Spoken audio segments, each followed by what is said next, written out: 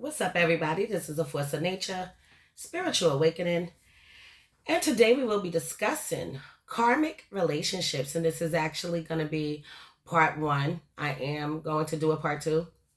It'll actually be coming up right after this. But I wanted to speak about karmic relationships and karmic dealings and stuff like that when it comes to the person that you're dealing with. So a lot of times when we speak about karmic relationships, this is definitely something that accumulated in a past life. Okay, whether it was good karma, bad karma, repaying back karma to the individual, caring for them, being there for them in some kind of way that maybe you was not there for them in the past. Okay, hurting their feelings, abusing them, and now you are the abuser, or vice versa. See what I'm saying? So it plays out many different kinds of way. Power issues, being competitive issues with people, struggling to pay bills, to live, to build a home together. Okay, it's a lot of things that can go on and take place in a karmic relationship. Okay, lies, betrayal, cheat, deceit. Okay, feeling like this is the one and it's an optical illusion. Okay, it's all unrealistic. Okay, all of this. So let's jump into this karmic relationship and what it really means. Okay, if these things actually pop up in a reading that you are getting, or if it pops up just naturally, you just going clicking on it and you're seeing some of these things, these linkages, past life linkages to somebody. Okay, everything means something. Okay, you don't just meet people from nowhere. You don't meet people just out of the blue. It may feel like it's out of the blue, but it's very well designed to be that way in a divine kind of way. Okay, so the Most High definitely knew what he was doing and knows what he is doing all the time. All right, and here we go. So now a karmic partnership or a karmic connection. This would be a relationship that is in a continuation of one that went on and took place in a past life. So there may be called a karmic connection. So when there are unsolved issues in the past life relationship, and you partnered up or you parted ways, okay? So partnering up, getting together, pairing up with somebody, and then you part ways before figuring out what it was that y'all was supposed to figure out, what it was that y'all sole purpose was really supposed to be for the union, the connection, and the link up. Okay, this is where karmic relationships go on and take place. Okay, so you owe each other the karmic debt. Without paying this debt, you may find it difficult to move on in the present life. Okay, so sometimes we enter into relationships with people and you feel like it's destined, it's fated, it's meant to be. This is your ideal partner. You never thought this person would exist. You never thought that this person that you created in your mind could be the person that's laying right here before you. But then what can also happen is that in karmic relationships, things can be not quite what they seem. So the way that you were so passionate for each other and had so much time, had sex all the time, laughed and joked and kicked it like homies and friends, over a course of time, y'all can start arguing, bickering, fighting over finances, fighting over spending time with the person, being there for the person showing up for you in that kind of way. Okay, it can start becoming a lack of something, almost like your feelings are still very much there for the person. Okay, but it can be something that you don't want to deal with anymore. Okay, karmic relationships have to deal with some heavy, intense life lessons that you must learn. Okay, for some people it can be that your life lessons is that in the past life that you did not get a chance to do all what you were supposed to do with each other. Let's say y'all was dating and kicking it and things like that, y'all was engaged, but then something happened, y'all broke up, so you didn't get a chance to get married. Okay, in this life, okay, this can be a wrapping up of that situation. Maybe you're getting married and living happily ever after, but maybe you're getting married to get a divorce. to find out that that's not what you were supposed to do in the first place any damn way. It was supposed to give you some insight or some type of revelation for you to move on to your next chapter. Okay, because sometimes in karmic relationships, you can be with somebody for a season. You can be with somebody for a reason. You could be with somebody for a purpose. Okay, and this is the beautiful part about life in general, experiencing it in a relationship with someone or a one-on-one dealing with somebody. You can also have karmic relationships outside of an intimate, committed relationship. You can have a karmic relationship with your friends, a karmic relationship with your parents, a karmic relationship with, you see what I'm saying, co-workers, neighbors, all of these different things. So when you meet somebody, okay, even all the way down to your neighbors, okay, who the fuck would have known that your neighbor would have been such and things like that, and such moved out, another person moved in, you got cool with them, you don't speak to them, you don't talk to them, they don't say shit to you. Okay, you know, where does all of this come from? It comes from somewhere. It comes from somewhere, and the knowing and the feeling of not allowing, okay, yourself to open up to your neighbor, not allowing yourself to open up fully to your sister. Okay, it could be some extreme trust issues that went on and took place in a past life. Okay, when you're out in the street and you see someone struggling, okay, homeless and things like that, that person could have been your boss in the past life. That could have been someone that gave you a job in the past life, and now something went on and took place with them where they're not able, and now you're helping them by giving them some money, giving them a blanket, paying for their a place for them to sleep at night, or whatever you're doing. Okay, so it goes deep. Let's keep on going. So this is how karmic connections happen. You are drawn towards each other to clear the karmic debt. So karmic relationships are usually turbulent, painful, and can be short-lived. This is the tricky part here. Because karmic relationships are coming from a past life, some people can stay in a relationship longer than what they should stay in a relationship for the sake of not a fear of being alone, not wanting to be alone, wanting to be loved, even though the person's not showing them love, wanting to be taken care of, okay, feeling like the partner owes you something because you do this and you do that, and they're not doing this, they're not doing that. Okay, so sometimes if you find yourself in a relationship like that, sometimes the person is actually absolutely holding back from some unforeseen reason.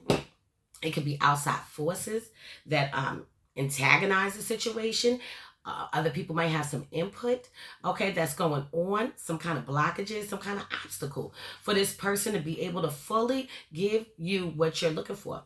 Sometimes people give you what they think that you're looking for because they feel like this is what they should do, and that might not even be the very thing that your ass even need. Okay, but here they go, taking you out here, taking you out there, doing this, doing that. Spending money, maybe. Let's say the person likes to spend money to do fun things, but all you want is just to chill and watch TV, laugh and joke and hug and cuddle. Okay, but maybe they don't have time for that, so instead they'll buy you a fucking gift instead of giving you their time. Okay, so you got to be real careful with this. You have to be careful, but however, these people are extremely drawn to each other, so it's in a magnetic kind of way.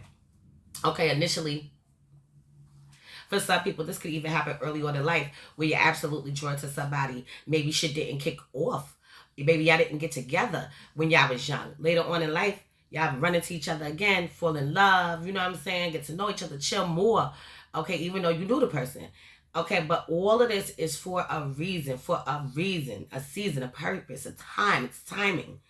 Okay, now with the short-lived, some people can stay in a relationship longer than what they should. Be cool with somebody longer than what they should. Giving people chances more times than what they should. Okay? So it can be short-lived, but it can drag out. Okay? So now, paying karmic debt can take a toll on both individuals and consequently on the relationship. So once the debt is paid, the purpose of the relationship is fulfilled, and both can move on in their lives. Okay, so until you deal with this, okay, it can still have a major effect on your life. Okay, friendships that didn't work out the way that you thought that they would. Somebody you thought was going to be down with you for whatever, ride or die. I got your back, you got mine. Okay, all of a sudden something jumps off and now you're not speaking, now you're not talking. You're not as cool as y'all used to be. These things come from somewhere. Okay, it may take longer for others to get back to speaking or getting back on speaking terms. Okay, but you're learning something in the process, because now maybe the person that you thought that they were, and even though they were down for you in certain ways, they wasn't there for you in certain ways, and now you can't fuck with them the way that you would have fucked with them, knowing that that's how they give it up. Okay, so conjunctions are considered the most vital aspect in determining compatibility when the planets are aligned right. They strengthen the effect of the participant planet, and your relationships have a higher possibility of success. So to figure out your karmic connection with your partner, you need to analyze these aspects in synastry. Okay, so the aspects that you need to analyze is going to be the vertex.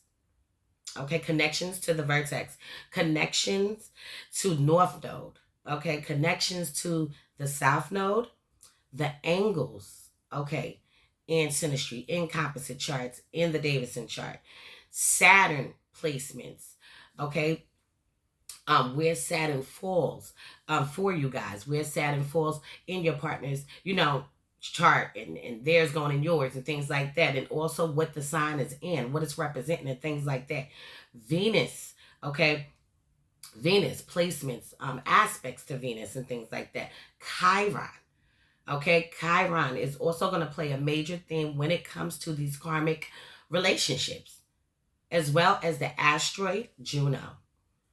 And another huge big indicator will be the 12th house, because the 12th house speaks about karmic things, and it also speaks about karmic relationships entering into your life. So if you are getting your chart done or read, or looking it up for yourself, and you see that you have a 12th house stellium, okay, Saturn in a particular placement, okay, let's say Saturn's in the 8th house, let's say the north node's in the 12th house, okay, things like that. These are really, really karmic things going on here, okay, just letting you know.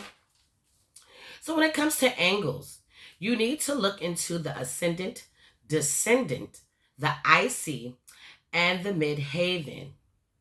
Okay, the ascendant is your first house, the descendant is your 7th house, your IC is your 4th house, and the midhaven, which is shortened up for the MC, is actually your 10th house in the natal birth chart.